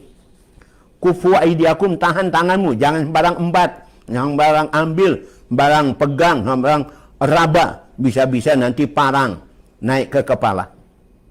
Okay? Kemudian wahfadhu furujakum, ku jamin kamu masuk surga asalkan kamu pelihara kehormatanmu, jaga kehormatanmu. Masya Allah. Para pendengar, saya pelanggan koran. Sejak saya kelas 2 muallimin Pancor, saya sudah menjadi pelanggan koran. Sampai sekarang tidak bisa berhenti. Okay? Dulu koran itu namanya koran Gelora, terbitan Mataram. Sekarang yaitu koran Lombok Pos dan Suara NTB. Kita pelangganan ini dari dulu sampai sekarang. Nah, saya baca di situ ada 3 orang anak muda di Aimal tangkap oleh polisian Polda karena dia pengedar narkoba. Masya Allah. Kemudian yang kedua kemarin ditangkap di wilayah Kecamatan Masbagi 5 orang lagi. Semuanya masuk pengedar. Hukumannya besar, hukumannya berat. Saya sudah aktif di Rutan Selong, penjara Selong sudah 40 tahun lebih. Paling banyak di penjara adalah mereka yang terlibat narkoba, baru yang lain-lainnya.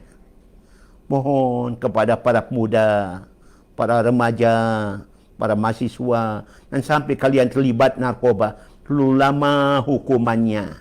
Kerana ia termasuk pada musuh negara adalah narkoba.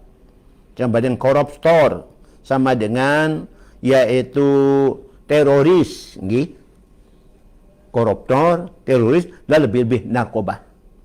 Mohon kiranya, narkoba ini akan bikin kita menjadi sengsara bersama keluarga kita. Kita akan menderita, selamanya kalau sudah ketagihan narkoba. Kasihan istri, kasihan anak yang mengetahui suaminya masuk penjara. Kasihan ibu bapa kalau tahu anaknya masuk penjara. Kasihani mereka.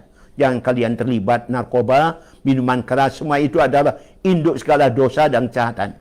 Ummul khaba'ith, induk segala kejahatan. Syarbul khamri ra'su kulli khati'atin. Minuman keras, narkoba adalah induknya kejahatan. Kan itu jauhkan. Karena kalau sudah ketagihan sulit berhentinya.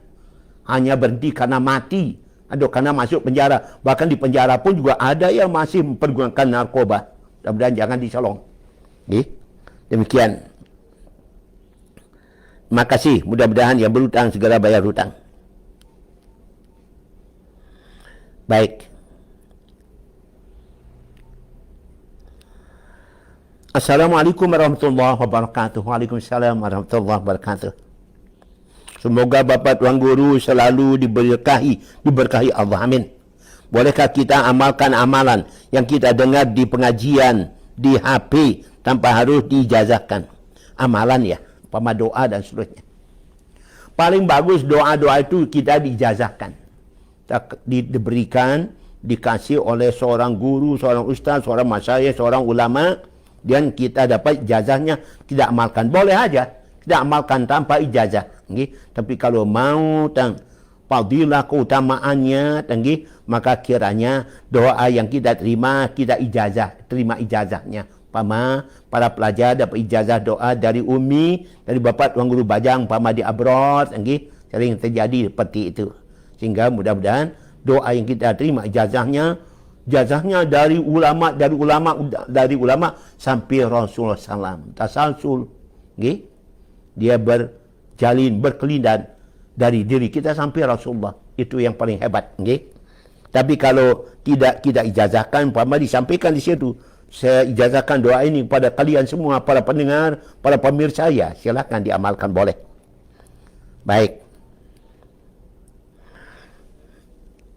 Lanjut. Pak Tuan Guru yang dirahmati Allah, apa keutamaan solat di awal waktu? Pak Tuan Guru mau cerahan dari Hajjah Rashidah. Pernah kita sampaikan, seperti tadi, awalul waqti ridwanullah. Solat awal waktu kita dapat ridho. Ridho itulah yang paling tinggi nilainya. Ridho Allah. Solat awal waktu dapat ridho Allah. Semua amalan yang kita lakukan dalam untuk mencari ridho Allah. Tujuan hidup kita adalah cari ridho Allah. Tugas hidup kita adalah ibadah kepada Allah. Fungsi hidup kita adalah sebagai khalifatullah fil ardi. Kemudian pedoman hidup kita adalah Quran, hadis Nabi SAW. Teladan hidup adalah kanjeng Nabi SAW. Musuh dalam hidup adalah syaitan yang terkutuk. Teman hidup kita adalah sama umat Islam. Innamal mu'minuna ikhwatun. Musuh kita adalah syaitan. Musuh kita adalah syaitan dalam hidup ini. Kemudian alat sarana hidup kita adalah bumi dan segala isinya. Walladzi khalaqalakum ma fil ardi jami'an. Allah jadikan bagi kalian apa saja di muka bumi untuk jadi bahan hidup, sarana hidup kalian. Allah jadikan semua di muka bumi untuk kalian semua, hai manusia. Manik Allah dalam Quran.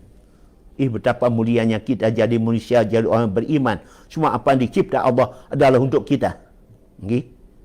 Buminya, langitnya, gunungnya, airnya, tanahnya, binatangnya, semuanya bagi kita. Umat Islam. Sungguh kita disayang oleh Allah Ta'ala. Amin. Sekian kepada Ibu Hajjah. Tentu solat padu awal waktu berjamaah. Itu yang diharapkan. Waktu Nabi tanya, apa amalan paling utama ya Rasulullah? Nabi menjawab, solat awal waktu. Setelah itu apa ya Rasulullah? Setelah itu bakti pada orang tua. Yang ketiga apa ya Rasulullah? Jihad fi sabilillah, berjuang demi untuk agama. Dengan ilmu, dengan harta, dengan tenaga, dengan doa, dan apa yang bisa kita korbankan demi agama kita, itulah perbuatan paling mulia nomor 3. Apa perbuatan paling besar dosanya? Paling murkai Allah? Nabi menjawab, itu syirik kepada Allah. Syirik kepada Allah. Yang kedua, durhaka kepada kedua ibu dan bapa. Yang ketiga, antuzania bihalilati jarika. Kau berzinah dengan istri tanggamu. Kau berzinah dengan istri tetanggamu. Dalam hadis yang lain, yang ketiga adalah qauluzur ala wa qauluzur. Bohong, bohong, bohong dan bohong. Itu adalah dosa paling besar nomor 3 dalam hadis yang lain. Wa na'udzubillah min dzalika. Amin. Allahumma amin. Hajjah. Kita lanjut, acara kita ini disiarkan melalui Facebook secara langsung. Jadi para tulab talibat ma'ad bisa kita nyambung. Saya melihat wajahnya Pak Ustadz yang sudah tua. Masya Allah. Ada yang tanya, apa rahasianya Pak Ustadz belum congang katanya. Masya Allah. Belum ompong habis giginya katanya.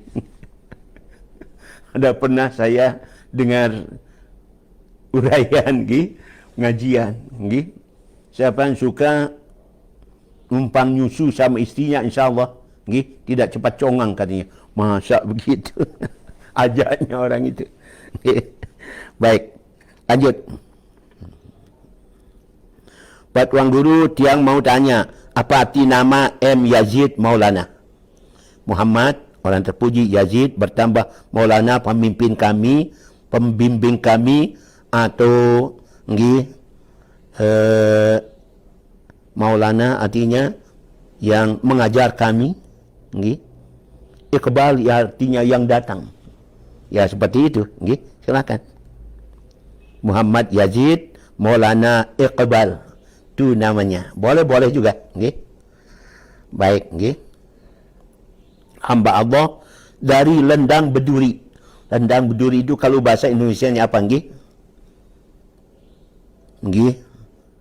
Yaitu lendang berduri. Ya, sama dengan lendang bilu. Padang berduri. Baik, nggih. Mudah-mudahan nama itu jadi nama yang baik dan menjadikan anak yang punya nama anak yang soleh. Amin.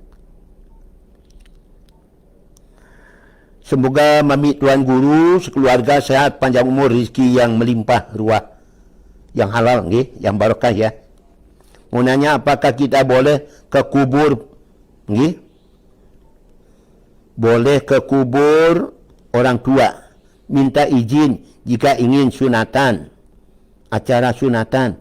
Apakah ada obat untuk bayi rewel, susah tidur nggih, dasar lekong? Masya Allah.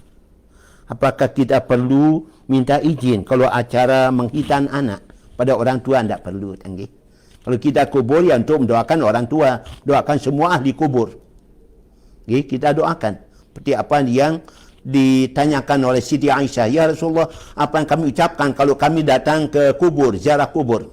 Nabi mengatakan, Assalamualaikum ya ahlal kubur, minal mu'minin wal muslimin, wa inna insya'allah bikum lahikun, nas'alullah lana walakumul afiyah. Itu yang dibaca kalau kamu pergi ziarah kubur. Sabda Nabi pada Siti Aisyah. Berarti kaum wanita boleh ziarah kubur. Dan juga membaca doa pada ahli kubur. Semua ahli kubur kita doakan. Okay? Umpama demikian. Makasih. Okay? Kemudian, ya.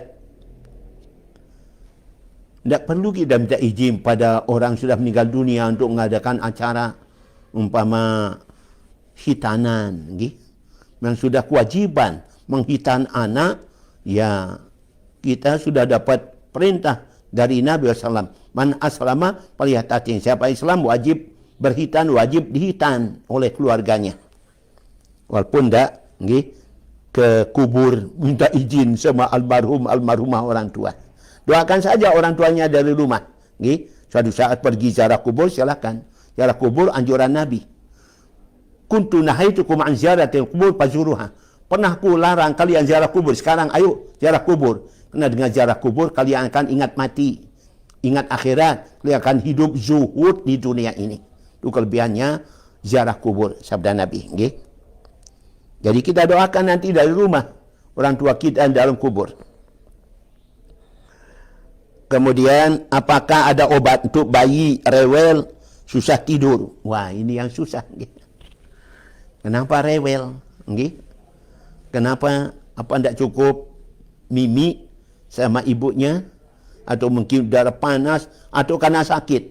Perlu dibawa ke dokter spesialis anak. Mungkin anaknya ada sakit dalam tubuhnya, kita tidak tahu. Nggak dia rewel, banyak nangis dan sebagainya. Kalau kita sudah doakan ternyata tidak mempan, bawa ke dokter spesialis. Mungkin ada yang tidak beres dalam tubuhnya. Dasar lekong. Ya. Mari kita lihat lanjutnya. Masih ada waktu, tinggal dikit. Masya Allah. Apa kelebihan sunat subuh saja yang melebihi segala kebaikan dunia dan apa maksud tujuannya? Para pendengar, solat sunat subuh alias solat sunat fajar. Raka'atal fajri khairum minad dunya wa ma fiha.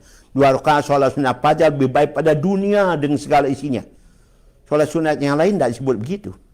Itu menunjukkan karena solat sunat fajar itu sangat utama, sangat mulia. Sampai tadi kita sebutkan makruh tinggalkan. Solat sunat yang lain ya boleh tinggalkan, boleh kerjakan. Tapi solat sunat fajar jangan tinggalkan. Kenapa? Karena solat sunat fajar disaksikan malaikat. Inna Qur'anal fajri kana mashhuda. Quran waktu fajar, solat waktu fajar saksikan oleh para malaikat Allah. Nah itu jangan tinggalkan. Itu adalah salah satu pesan Nabi pada Abu Dzar Al-Ghifari. Ya Abu Dzarin, alaika bil ghusli yaumal Jumat. Hai Abu Dzar, hendaklah kamu mandi hari Jumat. Segera mandi, mandi Jumat, dan hendaklah kamu segera ke masjid. Jangan kamu lalai. Hendaklah kamu banyak amalan-amalan dan jangan kamu sampai yaitu pada saat khatib baca khutbah, hendaklah kamu perhatikan khutbahnya. Yang kedua, hendaklah kamu selalu solat sunat fajar. Jangan ditinggalkan. 3, hendaklah kamu itu selalu iaitu puasa 3 hari dalam 1 bulan. Dan hendaklah kamu solat witir 3 rakaat setiap malam. Dalam hadis yang lain, solat duha jangan ditinggalkan. Itu adalah bahkan wasiat Nabi pada Abu Dzar Al-Ghifari. Karena itu jangan tinggalkan solat sunat fajar, kerana pahalanya begitu besar sebab disaksikan oleh para malaikat Allah SWT. Amin. Allah amin. Dan Nabi SAW menurunkan rizki seorang pada waktu subuh. Asbihu bisubhi fa innal barakata tanzilu fi subhi. Berpagi-pagilah kalian solat subuh berjamaah tentunya. Kerana Allah turunkan rizki pada waktu subuh. Namun subhadi tamna'u rizqah. Tidur pada waktu subuh sudah ada, sudah tiba, maka itu akan menghilangkan rizki seorang. Akan menghilangkan rizki seorang. Nah itu kalau sudah sebentar lagi ya waktu subuh bangun. Sudah sempat solat tahajud, ya solat sunat fajar, dan jangan sampai tidak solat subuh berjamaah. Pahalanya terlalu besar. Man shalla subha fi jama'atin kana maqamal laila kullah. Siapa solat subuh berjamaah, karena kan dia solat tahajud semalam-malam penuh. Dan jaminannya solat subuh isya jamaah adalah man shallal fardaini dakhala jannah. Siapa selalu solat subuh dan isya berjamaah, jaminannya adalah surga. Paling berat, paling abot orang munafik solat jamaah adalah subuh dan isya. Asqalus sholati ala munafikin solat subuh wal isya. Paling berat solat jamaah bagi orang munafik solat subuh dan solat isya berjamaah. Kalau mereka tahu kelebihannya, pasti orang munafik juga datang jamaah, apalagi orang beriman, lagi orang Islam. Yang munafik saja mau datang berjamaah. Jadi kalau ada orang Islam tidak mau saja solat subuh berjamaah, isya jamaah, dia lebih rendah pada orang munafik yang mau datang berjamaah. Nauzubillah min dzalika. Terima kasih kepada Linggih bertanya. Masya Allah. Dah lanjutkan. Masih ada tanya sikit. Buat Tuan Guru, dia mau tanya apa dengan ngaji di rumah, niat yang untuk suami, apa bisa diterima? Soalnya tiang jauh dari kuburan, tiang daripada mara. Bacakan suami Al-Quran dari rumah, niatkan untuk suami dalam kuburnya, dah apa-apa, boleh-boleh saja. Dan niatkan bacaan Quran kita. Menurut Bapak Tuan Guru Bajang, ada 3 yang paling bermanfaat bagi orang sudah meninggal dunia. Pertama, dibacakan istighfar. Selalu mintakan ampun. Tiada henti untuk keluarga yang sudah meninggal dunia. Umpama untuk suami. Yang kedua, bacakan Quran. Dan bacakan Yasin, Kahfi, Ad-Dukhan, Tabarak dan sebagainya.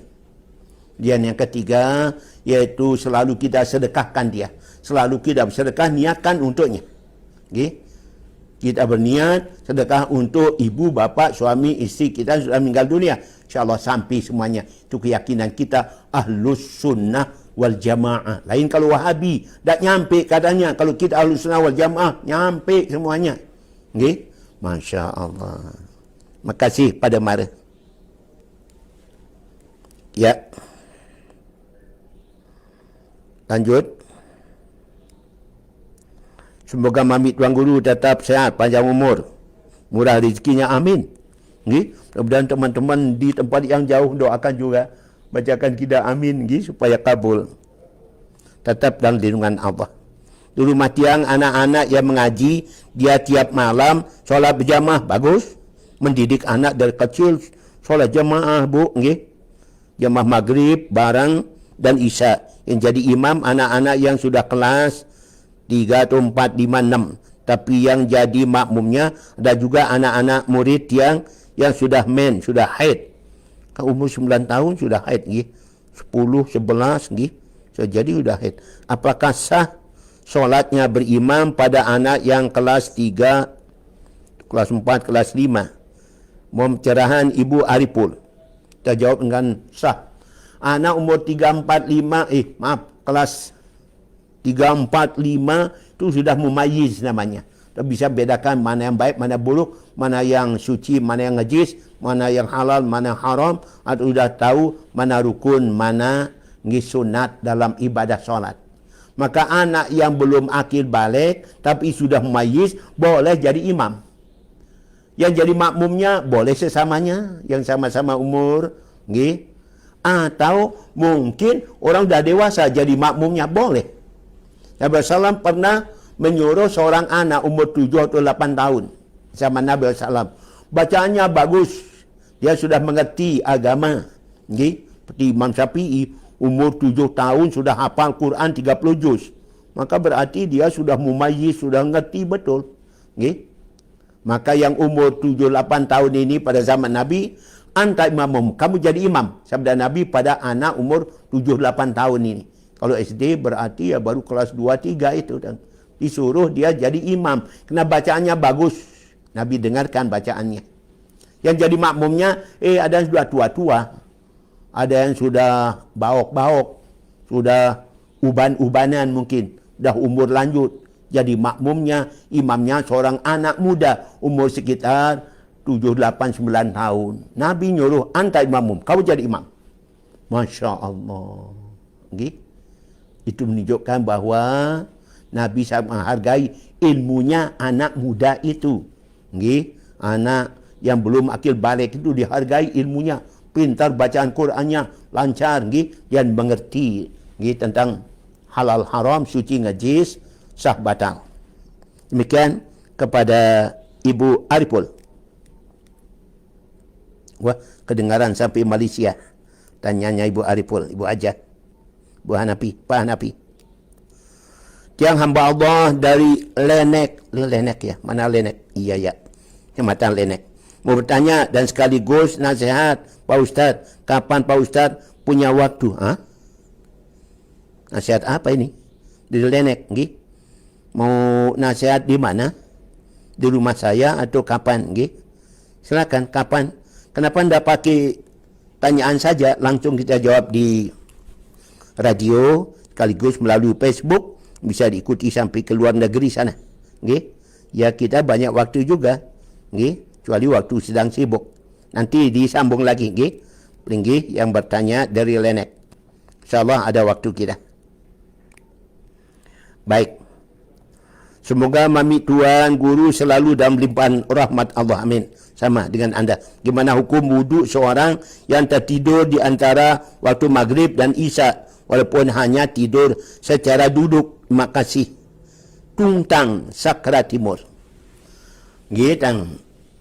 Nabi SAW bersabda, man nama faliyatawadda, siapa tidur maka wajib dia berwudu, alias kalau tidur batal wudu. Tapi kalau tidur secara duduk dan tidak berubah duduknya, tidak goyang kiri kanan ke belakang, maka wudunya tidak batal. Tidak batal kalau anda bergerak kiri kanan muka belakang. InsyaAllah tidak kentut. Karena Nabi mengatakan al-ainani wika usahi. Zana matil ainani istat akaluka. Dua mata itu adalah sekerupnya pantat, tombong. Apabila mata kita pejam, sekerupnya longgar, kentutnya keluar pasti. Walaupun hanya sedetik, 2 detik, hilang perasaan, batal. Tapi kalau sambil duduk dan tetap di tempat duduknya, wuduknya tidak batal. Wuduknya tidak batal. Gitu dia. Masya Allah. Sakti, tungtang. Ya, baik, InsyaAllah. Lanjut. Tuan Guru yang dirahmati Allah, apakah boleh kalau ada orang membeli sawah memaki uang pinjaman yang berbunga-bunga? Uang riba, yang hukumnya riba. Yang tanyakan apakah si sawah itu juga termasuk riba karena dibayar dengan uang berbunga ngandung riba. Masya Allah. Hajah Rosidah dan Bilu. Tiap-tiap riba yang haram hukumnya. Apapun yang kita beli dari uang riba, hasil riba, itu adalah juga menjadi haram juga. Ibaratnya mata airnya riba, maka ke hilir juga riba. Mata airnya haram, maka nanti ke hilir juga riba. Itu dia risikonya. Kerana itu kita harapkan jangan sampai kita membeli suatu barang dengan uang yang ada unsur ribanya. Anggi. Setiap riba haram hukumnya. Mudah-mudahan Allah berikan kita rezeki yang halal saja. Anggi. Ibu Hajah. Anggi. Tidak dari hasil yang haram. Baik. Makasih. Masih ada sedikit para pendengar pertanyaannya. Buat Tuan Guru yang dihormati Allah, apa arti nama Naura Dania Kanza? Masya Allah. Anak perempuan, kalau memang arti nama ini kurang bagus, dia minta untuk bikinkan nama yang artinya bagus oleh Pak Tuan Guru dari Hajah Rosidah. Mari kita lihat namanya Naura. Mungkin berasal dari Nur. Dania, dana artinya dekat. Kanzun, kanza artinya iaitu tabungan. Arba'un min kunuzil jannah. Ada 4 macam tabungan syurga, sabda Nabi. Pertama, menyembunyikan sedekah yang dicerita sedekahnya. Kedua, menyembunyikan musibah yang doyam ceritakan musibah. Kemudian yang ketiga, silaturahim. Banyak silaturahim, tabungan syurga. Yang berikutnya banyak mengucap kalimah hauqalah, la haula wala quwata illa billahil aliyul azim. Tapi nama ini rasanya kurang pas, ya. Saya bikinkan namanya yaitu Nur Hilmiyati Zapitri. Jangan Sapitri, Zapitri. Nur Hilmiyati Zafitri. Cahaya Hilmiyati orang yang lemah lembut, Zafitri yang punya kesucian, kebersihan. Nur Hilmiyati Zafitri. Bukan Sapitri, Zafitri yang punya kesucian, kebersihan. Boleh begitu, Bu Hajah? Mudah-mudahan jadi anak yang salih. Baik, salihah. Baik, mudah-mudahan baik namanya. Saya masih jawab 1-2. Dari siapa? Tuan Guru yang tiang hormati. Apa yang dimaksud dengan syak hati akan Allah? Salah satu yang binasakan syahadat kita. Masya Allah. Ibu Ariful Radio. Firman Allah dalam hadis kursi, ana ma'adhani abdi. Aku menusangkan hambaku. Aku menusangkan hambaku. Artinya kalau kita nyangka baik pada Allah, husnuzon, maka Allah akan baik sama kita. Tapi kalau kita buruk sangka pada Allah, bisa jadi keburukan yang kita peroleh. Karena itu kiranya kita selalu baik sangka pada Allah. Oh, insyaAllah walaupun saya sakit, mudah-mudahan Allah akan menyembuhkan saya. Berikan sembuhan, insyaAllah sembuh. Saya miskin, walaupun saya miskin, mudah-mudahan insyaAllah Allah akan berikan saya rizki yang cukup banyak. InsyaAllah dapat rizki yang banyak. Gitu dia. Jadi selalu baik sangka kepada Allah Subhanahu wa ta'ala. Jangan buruk sangka pada Tuhan. Kemudian buruk sangka terhadap kuasaan Allah. Allah tidak kuasa, Allah tidak memberikan rezeki dan sebagainya. Jangan buruk sangka. Kita harus husnuzon billah. Itu dia anjurannya. Jangan buruk sangka. Suuzon pada Allah tak boleh. Sangat dosa besar. Maka kita harus husnuzon, baik sangka selalu pada Allah, maka Allah menurut sangkaan kita. Kita baik sangka pada Allah, Allah akan berbuat baik pada kita. Kalau kita buruk sangka, bisa keburukan yang kita dapatkan. Begitu.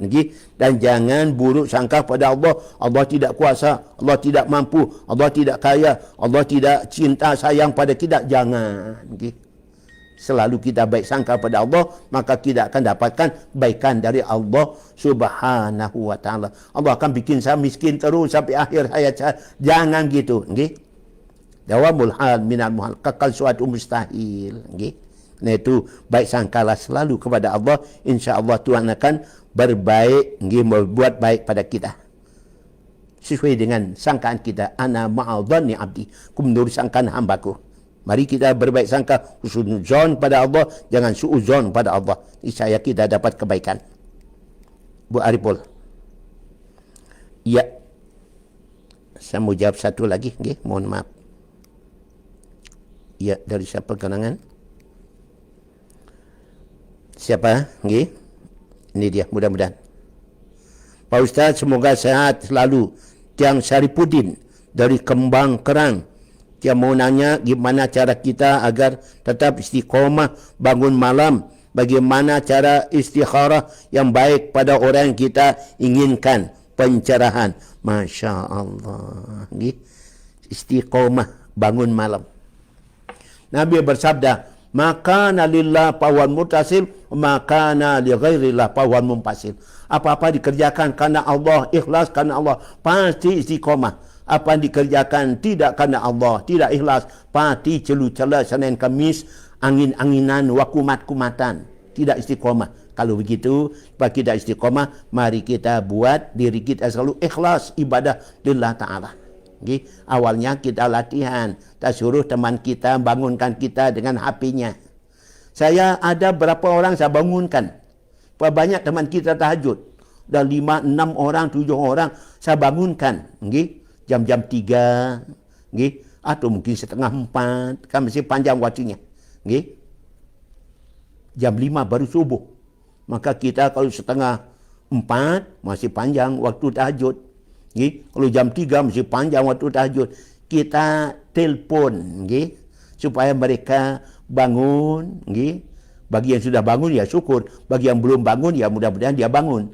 Supaya banyak teman kita solat tahajud. Karena corona belum mau pergi. Belum mau menyingkir. Maka mudah-mudahan dengan tahajud kita, doa kita, istighfar kita, istighfar menjelang subuh. Masih boleh makan sahur waktu itu sangat didengar, sangat diterima oleh Allah Ta'ala. Saat itu kita berdoa supaya corona segera disingkirkan Allah Subhanahu Wa Ta'ala. Nah itu caranya kita. Jadi pembiasaan. Kalau sudah terbiasa, maka tidak ada yang bangunkan kita, kita bangun. Biasa kita bangun jam 3 bangun sudah. Walaupun kita terlambat tidur umpama. Sering kami dulu mengisi jawab agama salam ini sampai jam 11. Sampai di rumah tidak langsung tidur. Masih bangun 2 jam. Jadi jam-jam 1, setengah 1 kita baru tidur. Karena kebiasaan kita tidur, bangun jam 3, jam 4. Maka kita sudah bangun tanpa ada membangunkan kita. Itu kelebihannya pembiasaan. Kemudian gimana cara istikharah yang baik kepada orang yang kita inginkan. Ya salat sunat istikharah. Soli sunat al-istikharah rakataini lillah ta'ala. Salat sunat istikharah 2 rakaat karena Allah Ta'ala. Kita kerjakan 2 rakaat. Setelah itu kita membaca doa.